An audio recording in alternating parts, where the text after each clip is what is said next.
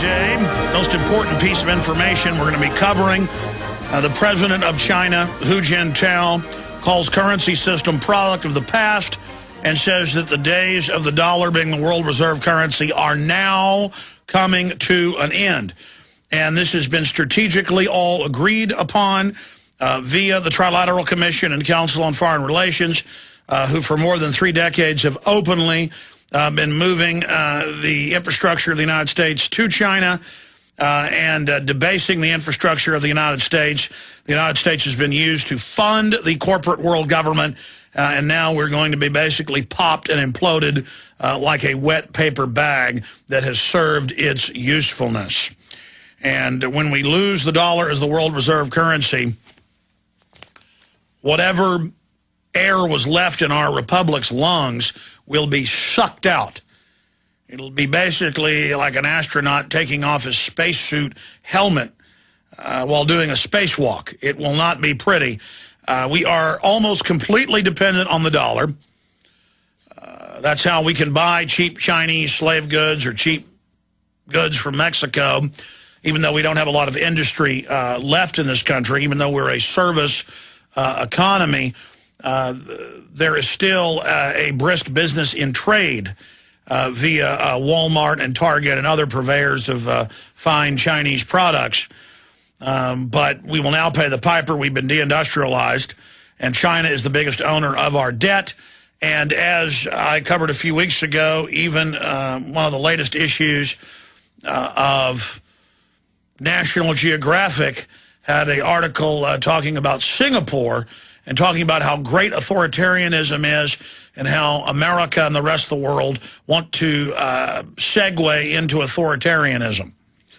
The average yuppie, the average professor, the average liberal, the average conservative, if they are a higher level manager than even the McDonald's manager under them, they think that tyranny is cool. Tyranny is tough. Tyranny gets things done. More prisons is good. More black uniforms, more cameras, more taxes, more regulations. Because if there's one disease this country has, it's that so many petty little nobodies think they're powerful and big because they imagine in their mind, because they sit there nodding their heads with the talking heads on television. They sit there in unison agreeing with what people are regurgitating around the water cooler that they heard on mainline talk radio or watched on Fox News or CNN News. And they kind of get into being subservient and having a fetish for subservience, a fetish for police state. Well, you want it, you're going to get it. And you're going to get the poverty and the enslavement and the humiliation that goes along with it. But there will still be NFL football games. There will still be cheap fast food. There will still be plenty of Prozac and Schlitz malt liquor. And there will be plenty of gladiatorial diversions for you on television, and lots of American flags everywhere, and lots of people wearing American flag lapel pins. When you see the neocons or mainline liberals doing that on television, that means they support the rendition, the secret arrest, the torture, the endless wars. It's a fascist salute to the flag that they've taken over and turned into their symbol.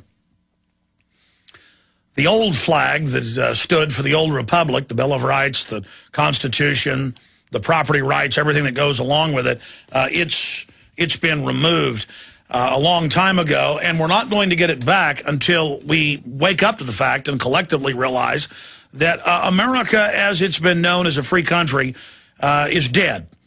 And the last vestiges are now being removed. I mean, it's everywhere. I turned on NPR this morning, and they were talking about how great it is to censor talk radio and the internet. And they were saying, wow, we've got speed limits on roads, don't we? We need to have the government take over media. And they've got all this legislation introduced to do just that. And the Republicans gave you free speech zones, and now Barack Obama has expanded them, and the Republican puppets to come, they'll no doubt expand it until we have fundamental change. So they're now going after the Second Amendment and the First Amendment. extrajudicially. They don't care if the Congress doesn't pass the new carbon taxes under UN treaty, giving over our sovereignty. Why, they'll just have the Environmental Protection Agency through the executive branch do it without force of law. And when the duly elected legislature of Texas and the duly elected attorney general say we're not going to put these carbon taxes on Texas power plants and thus consumers, the federal government comes in with no law, no authority but the barrel of a gun and seizes the power plants. That happened 2 weeks ago. They seized them. Under licensing, a license is an authorization, a letter of marque, to do something which would normally be illegal.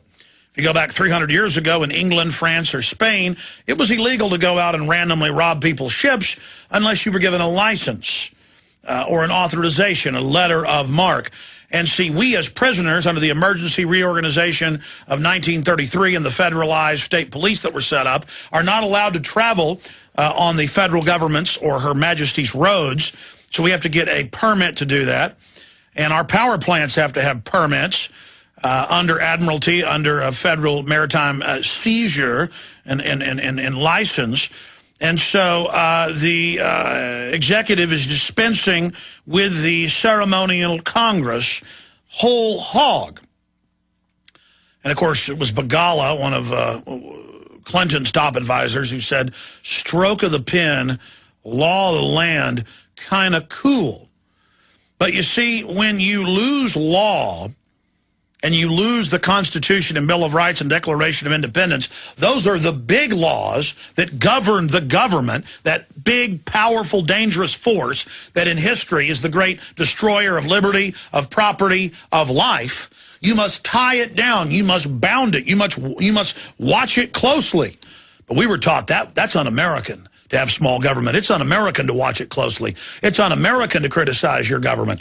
You sit down and you shut up and you let foreign banks come in with unlimited fiat money they create out of nothing with derivatives and other counterfeit instruments they sell into the market, and you let them buy off the administrations of the world, and you let them levy new taxes upon all human activity, and you let them rule. You let them do that. That's a lot better system than rule of law. And so we will now reap the fruits of pulling out our republic by the roots and throwing it in the ditch to die. Now, have you ever pulled a little bush up, and it might live a week or so out of the dirt, but at a certain point, the bush dies? And America is a dried, dead bush in the ditch. But in all of us is that seedling of the universe, of liberty and freedom and common sense and the love of what's honorable and good.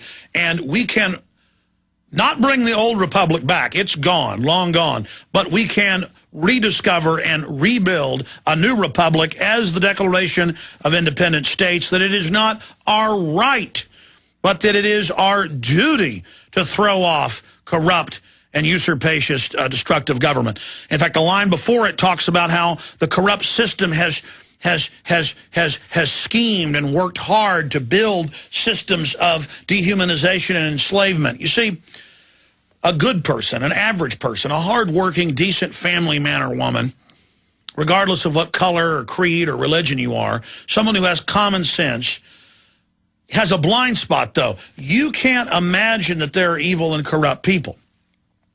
And the minute that you're not taught to stand up jealously and guard freedom and to keep government in its place as the servant and not the official, the authority, new words for the master, the king, our ruler, our owners.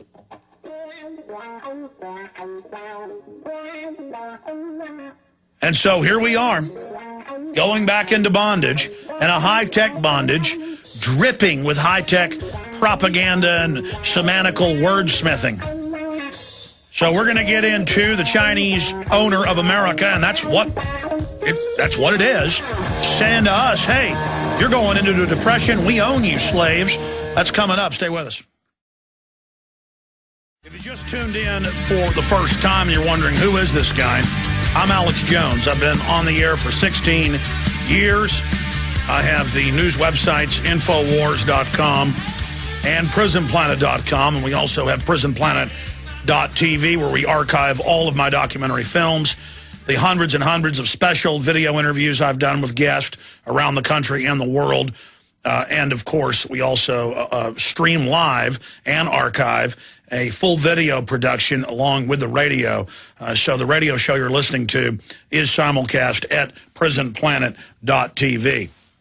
Now, I remember when I first started waking up 18 years ago, that's the reason I got on air.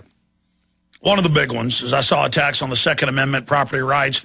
I was pretty much like a mainline Ron Paul type libertarian conservative at that time before I really learned how much more hardcore it was.